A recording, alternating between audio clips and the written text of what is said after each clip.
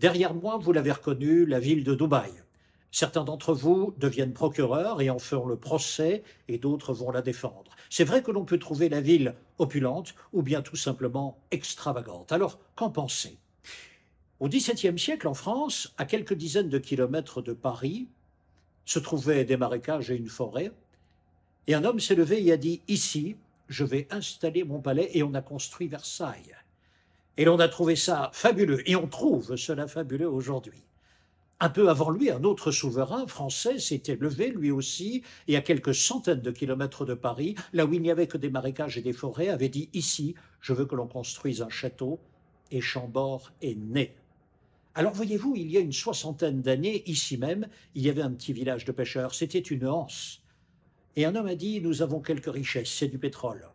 Il va falloir investir cette richesse, et nous aurons une vision.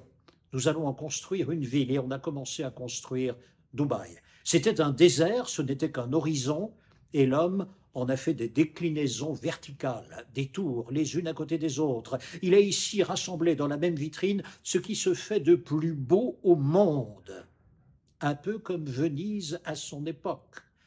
Alors que penser de Dubaï? Simplement, les temps ont changé, bien sûr. Et aujourd'hui, tout ce que nous faisons laisse des traces indélébiles sur la planète. Fallait-il vraiment construire Dubaï?